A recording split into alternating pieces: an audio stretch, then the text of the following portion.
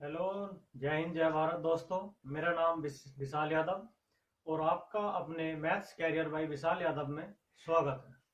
तो दोस्तों, जैसा कि मैंने आपको कल गुणोत्तर श्रेणी के बारे में बताया था और परसों की वीडियो में आपकी समांतर श्रेणी के बारे में बताया था, तो दोस्तों आज मैं आपको हरात्मक श्रेणी हार्मोनिक प्रोग्रेशन के बारे में बताऊंगा और उसमें आपको रिलेशन बताऊंगा। आज हम इसको समाप्त कर देंगे। हमारी 3 श्रेणियां होती हैं, ये बात मैंने आपको बताई थी।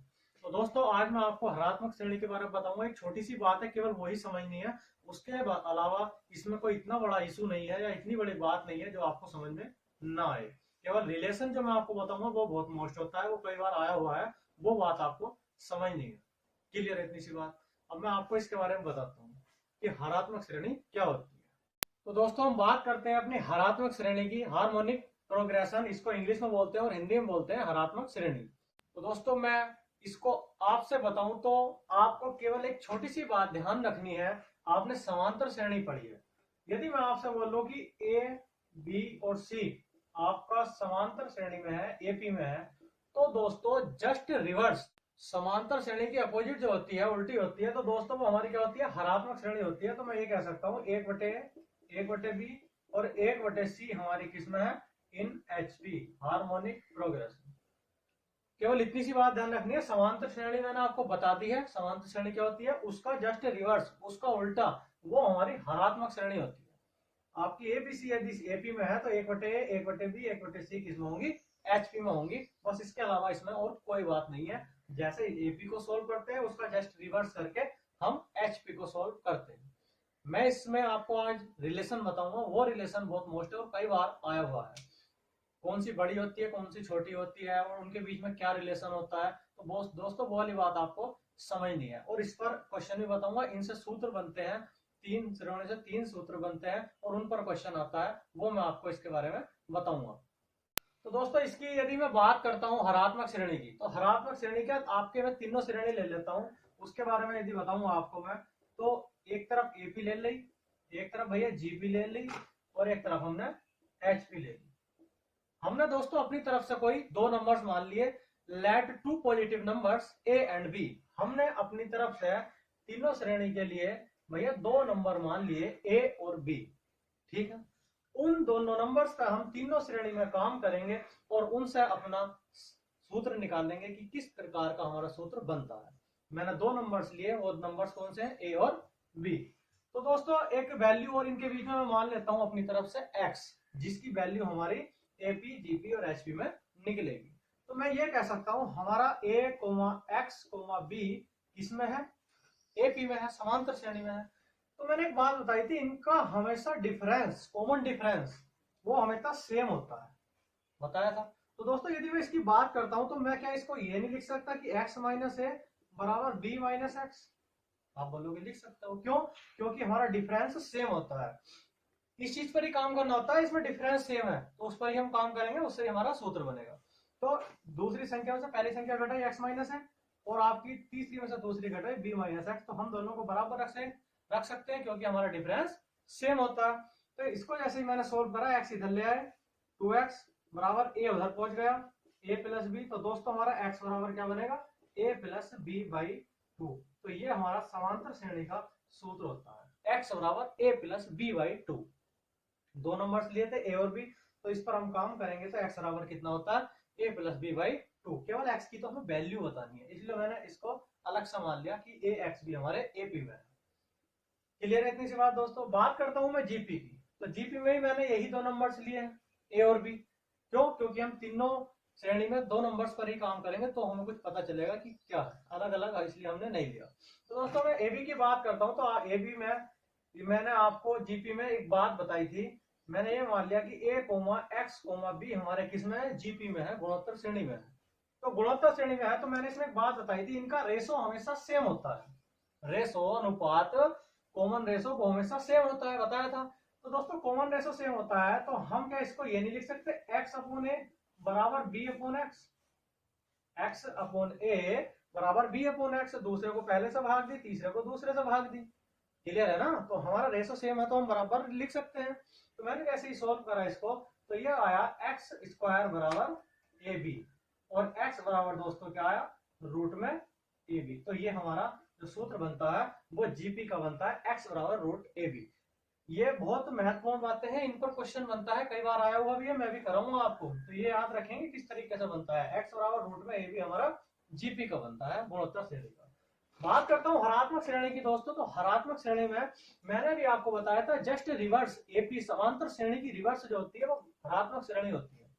तो मैं ये कह सकता हूँ ए कोमा एक्स कोमा बी हमारी किस में है, एचपी में है, हरात्मक श्रेणी में है। तो दोस्तों मैं इसको ये नहीं बोल सकता कि ए अपॉन ए, एक अपॉन एक्स और एक upon B, one upon A, one upon X, one upon B हमारी किस में है, एपी में है। उसका उल्टा कर दिया तो मेरी समांतर श्रेणी में हो गई। और समांतर श्रेणी का आपको पता है कि उनका अंतर हमेशा डिफरेंस, कॉमन डिफरेंस सेम होता है। तो मैं इसको ये लिख सकता हूँ, one upon X minus one upon A बराबर one upon B minus one upon X. इनका डिफरेंस ले लिया हमने, दूसरे से पहली घटाई, तीसरे से दूसरी घटाई, क्योंकि डिफरेंस हमेशा सेम होता है इसलिए हमने इसको इक्वल रख लिया। सोल्व अपना समांतर श्रेणी के तरीके से करेंगे, मानना हमने एचपी में ही है लेकिन हमने उल्टा कर लिया तो एपी में हो गई। सोल्व किसके तरीके से करेंगे, एपी के तरीके से करेंगे। तो मैंने इसको सोल्व करा तो ये वन अपॉन एक्स इधर ले आए तो ये कितना हुआ, टू अपॉन एक्स, ये उधर ले गए तो ये हुआ वन अपॉन ए प्लस वन अपॉन बी। तो दोस्तों इसको सोल्व करेंगे तो ये आएगा टू अपॉन एक्स बराबर A plus B upon A B. तो यदि मुझे इसमें x की वैल्यू निकालनी है तो मैं ये कह सकता हूं मेरे पास जो x की वैल्यू आएगी तो वो x की वैल्यू ये आएगी, x बराबर 2ab बटे a प्लस बी।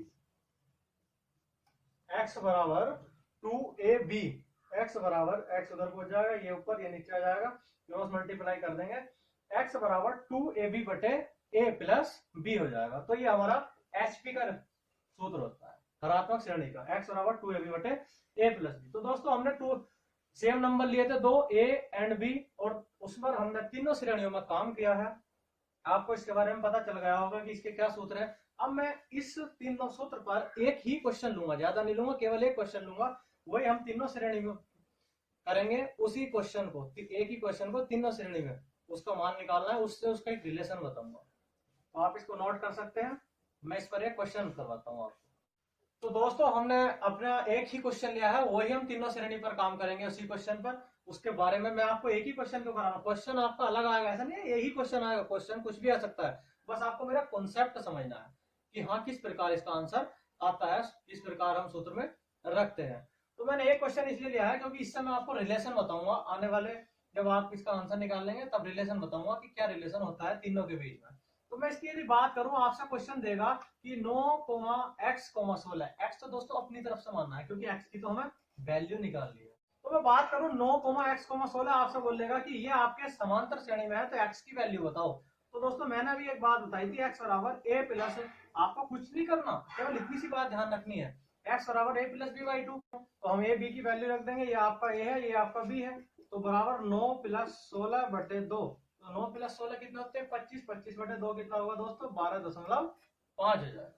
बात करता हूँ इसकी, तो इसके बारे में मैंने अभी आपको सूत्र बताया था, x बराबर रूट में ए बी, यदि श्रेणी हमारी जीपी में है तो हम ए बी की वैल्यू रख देंगे। तो 9 गुणा 16, 16 नंबर 144, तो दोस्तों 144 इसका वर्गमूल होता है 12। तो यहाँ हमारा जीपी में क्या माना है इसका, x बराबर 12। उसी प्रकार में हरात्मक श्रेणी की बात करूं तो हरात्मक श्रेणी में अभी मैंने आपको क्या सूत्र बताया था, x बराबर 2ab बटे a प्लस बी।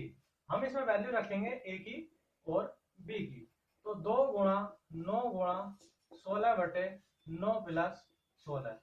तो दोस्तों हमारे पास सोल्व करके आएगा, 16 नंबर 144 दूनी 288 बटे 25, ये आएगा समथिंग समथिंग 22, 25 का 25 और 11.55। तो ये आपका क्या आया, हरात्मक श्रेणी का मान आया 11.55। इतनी सी बात क्लियर है। तो इस प्रकार तो आपको क्वेश्चन आएगा, कुछ भी क्वेश्चन दे सकता है इस प्रकार, आपसे बोलेगा हमारी एपी में है या जीपी में है या एचपी में है, तो आप उसका मान निकाल लो, तो हम इस प्रकार उसका आंसर निकाल सकते हैं। अब मैंने एक ही क्वेश्चन क्यों लिया था, अब मैं बताता हूँ आपको। आपने इन तीनों आंसर को निकालकर एक बात ऑब्जर्व की, एक बात आपको दिखाई दे रही होगी कि भैया सबसे बड़ा मान किसका है, एपी का, फिर उससे छोटा मान किसका है, जीपी का, फिर उससे छोटा मान किसका है, एचपी का। ये क्वेश्चन भैया कई बार आया हुआ है, आपको ऑप्शन में देगा और आपको पता होना चाहिए ए पी की जगह हमारा एम भी दे सकता है, उसको हम अर्थमेटिक मीन भी कहते हैं, समांतर माध्य भी बोल देते हैं। तो ऐसा कंफ्यूज ना हो कि पी दिया है एम दिया है, पी की जगह आपको एम भी दे सकता है, A M G M H M, arithmetic mean, geometric mean, harmonic mean. तो इस प्रकार याद रखेंगे। इस सूत्र से मैंने आपको आंसर निकालना है कि ये की क्वेश्चन पर, वो इसलिए ही बताया है। आपको एक बात ऑब्जर्व है कि सबसे बड़ी वैल्यू एपी की है, सबसे फिर उससे छोटी जीपी की, फिर उससे छोटी एचपी की। तो दोस्तों हमारी सबसे बड़ी श्रेणी कौन सी होती है? समांतर श्रेणी। उससे छोटी श्रेणी कौन सी होती है? गुणोत्तर श्रेणी। और सबसे छोटी श्रेणी कौन सी होती है? हरात्मक श्रेणी। तो ये हमारा रिलेशन होता है इनके बीच में। क्लियर है इतनी सी बात? आपको प्रैक्टिकल करके बिल्कुल मैंने आपको बता दिया, तो इस बात को याद रखेंगे। ये भैया कई बार आया हुआ है। क्लियर है ना?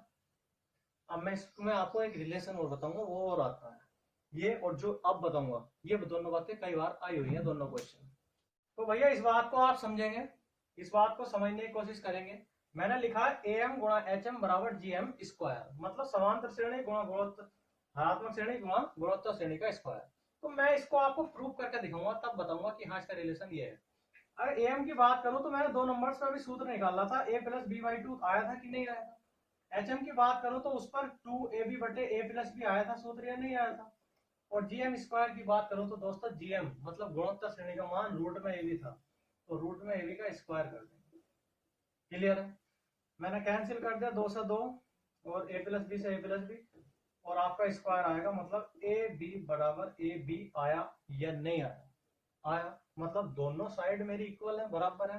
तो दोस्तों याद रखेंगे, मैं ये कह सकता हूं इसको जी एम बराबर रूट में ए एम गुणा एच एम, ये मेरा रिलेशन होता है। याद रखेंगे, ध्यान रखेंगे, कई बार आया होगा। या तो आपको इस प्रकार देगा कि ए एम गुणा एच एम बराबर जी एम स्क्वायर, समांतर श्रेणी गुणा हरात्मक श्रेणी बराबर गुणोत्तर श्रेणी का स्क्वायर, या आपको दोस्तों इस प्रकार देगा कि गुणोत्तर श्रेणी बराबर रूट में समांतर श्रेणी गुणा हरात्मक श्रेणी। प्रूव करके मैंने आपको बता दिया है, दोनों साइड इक्वल आई है। तो ये हमारे रिलेशन होते हैं, या तो ये देगा या आपको ये देगा। क्लियर है ना इतनी सी बात? आशा करता हूँ इतनी सी बात समझ में आई होगी। ये वाला रिलेशन और जो सा मैंने अभी बताया है, कौन सी बड़ी कौन सी छोटी, दोस्तों दोनों बातें, दोनों क्वेश्चन आपको ध्यान रखने हैं, कई बार आए हुए हैं, बहुत मोस्ट है। और यहाँ आपको क्वेश्चन देते, जैसे मैंने भी 9x 16 वाला कराया था, तो कैसा भी क्वेश्चन देते तो वो भी ध्यान रखना है आपको, किस प्रकार सोल्व होता है, उस पर भी क्वेश्चन आ जाता है। क्लियर है इतनी सी बात? एपी जीपी एचपी का आपका रिलेशन बता दिया, मैंने सब कुछ बता दिया किस प्रकार क्या होता है। अब एक क्वेश्चन है दोस्तों, अच्छे लेवल का है थोड़ा, वो आया हुआ है, गुणोत्तर श्रेणी का ही है, और वो आया हुआ है, उसको करेंगे अब हम।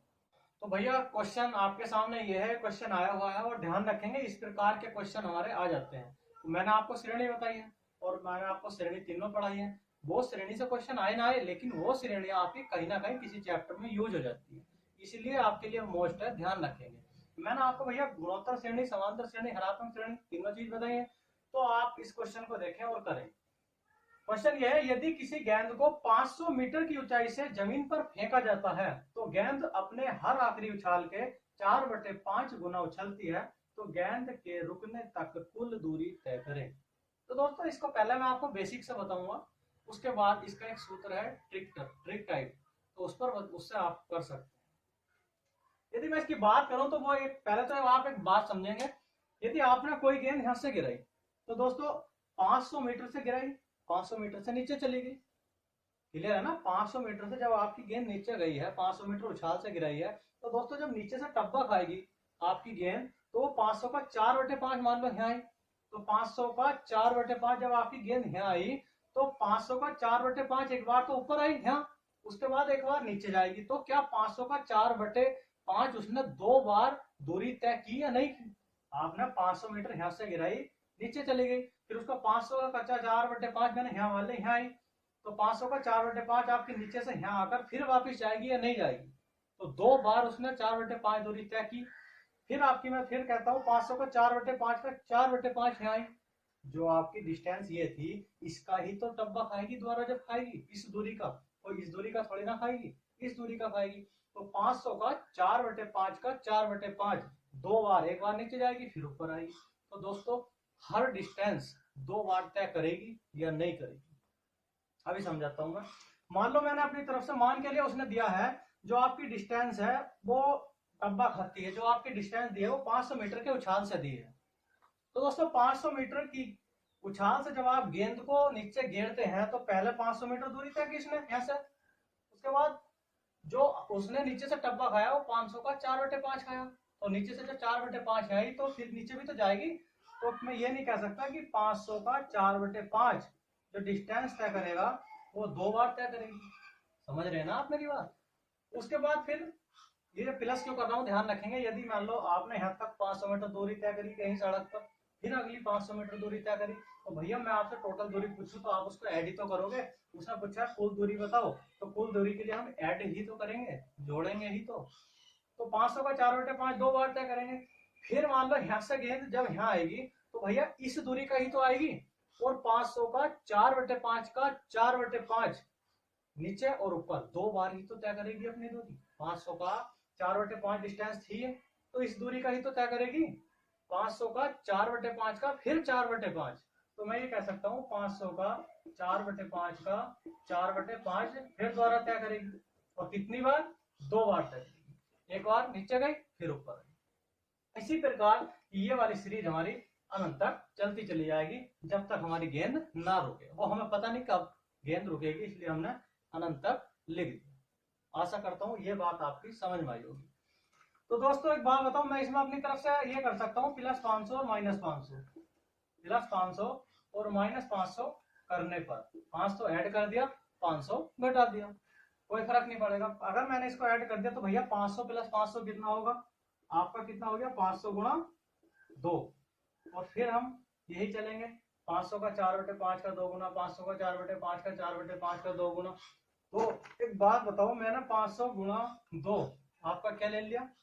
कॉमन ले लिया। 500 जब आपने ऐड करा तो यहाँ 2 बार 500 हुआ कि नहीं हुआ, और यहाँ भी 500 गुणा 2 500 गुणा 2 इसी प्रकार, तो मैंने 500 गुणा 2 आपका कॉमन ले लिया। तो भैया आपका 500 गुणा 2 के बाद कितना बचा? 1 + 4/5 + 4/5 का स्क्वायर प्लस 4/5 की क्यूब, इसी प्रकार आपका बचता चला जाएगा, और कहां तक? अनंत तक। और आपने -500 भी किया था तो ये हम -500 इधर लिख लेंगे। तो आप एक बात समझेंगे इसमें, आपका a बराबर है 1 और r बराबर रेशो, आपकी गुणोत्तर श्रेणी बन रही है कि नहीं बन रही?